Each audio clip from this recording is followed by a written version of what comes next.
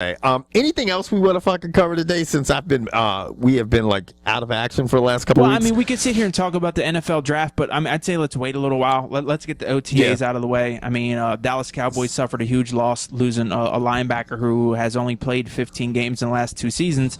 Why you throw money at that is beyond me, but that was their choice. He's gone for the year with a torn ACL and a fat contract. I think they signed him to like a 7-year, $49 million deal. They lost the number one guy they had on defense, and then they got rid of Hatcher, who was another really decent guy on their defense. Everyone's up in arms that Johnny Manziel went to Vegas. I mean, Johnny Manziel, honestly, yes, young man, you should be able to do whatever you want. But right now, you are probably one of the most polarizing figures in the NFL or in sports. Period. You just are. You're a lightning rod. Yeah, he's got to understand, man. He's like fucking Justin Bieber. He is under the fucking microscope. Everybody is going to be watching what you do, and everybody else can be doing all the same things you do, and a lot more crazy party, and a lot more, a lot worse things. I mean, dude, but Gronkowski was right there with him, and all they wanted to do was talk about Manziel. Gronkowski's played 4 games in the last 3 seasons. Right. No one wants to talk about him being in Vegas, getting, laying pipe, doing whatever it is that you do in Vegas when you're a multimillionaire and you Exactly. But they want to talk about Johnny Manziel. And then the Bama flu coach, there was another picture of him sitting in between 2 people on the way back. I'm like, dude, you couldn't have got a first-class ticket? He's just like, whatever, just keeping it real. You know what I mean?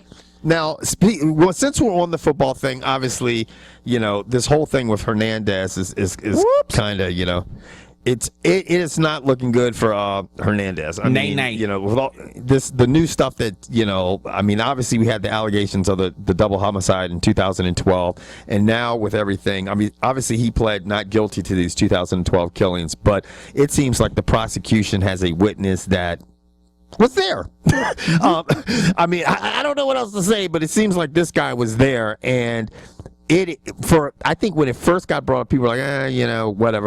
It was more focus was on the Odin Lloyd murder. But now, this person who is saying things, and the things that were said in the courtroom today, it is very obvious that the prosecution has a strong case against Mr. Hernandez. And I mean, this case, when it does go to court and everything, it's going to be like the Oscar Pistorius case. And I tell you what, regardless of what happens from here on out, I think the New England Patriots, whatever monies they recoup from Aaron Hernandez, should be donated to Odin Lloyd's family. Period. Yeah, I think if they're a stand-up organization, and they are, I think they should take some kind of money or raise a fund to do a charity, do something. Regardless if Aaron Hernandez did it or not, I think it would just be a stand-up thing for that organization to do, because it might be a stand-up thing to include the other 2 guys if depending on the outcome of it. At this point, it couldn't hurt. I mean, I think you should take that money, which is already a sunk cost. That money's already gone. It was a signing bonus. Get it back and distribute it to the lives that this man has affected. I think it's the least you could do, because no one else is going to do anything for these people. It's an unfortunate, sad, disgusting, disturbing event.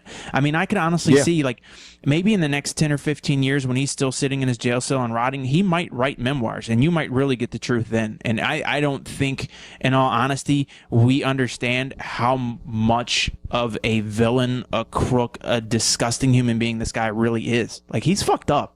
Like, he's off. Yeah, I mean, he just, the thing is, I mean, sometimes, and obviously everybody, obviously gets their case heard, and but it ain't looking good. It's not looking good.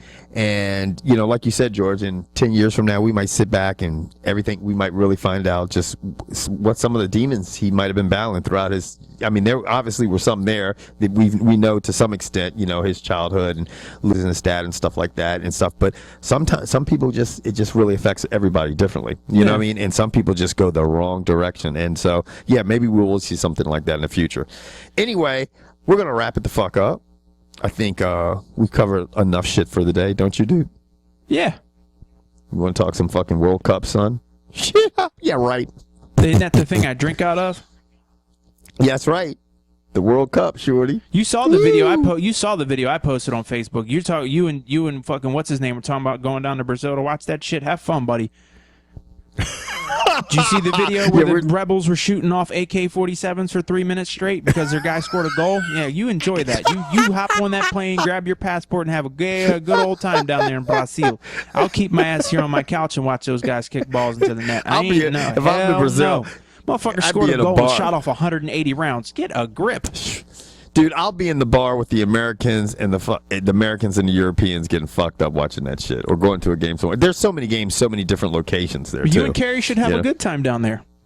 I don't think we're gonna make the World Cup. I think we'll probably have to shoot for 2016, the Olympics. Well, you know what? I'm not gonna make any more of this show because you have to edit it and I don't. So I'm doing you a favor. I'm done. My man.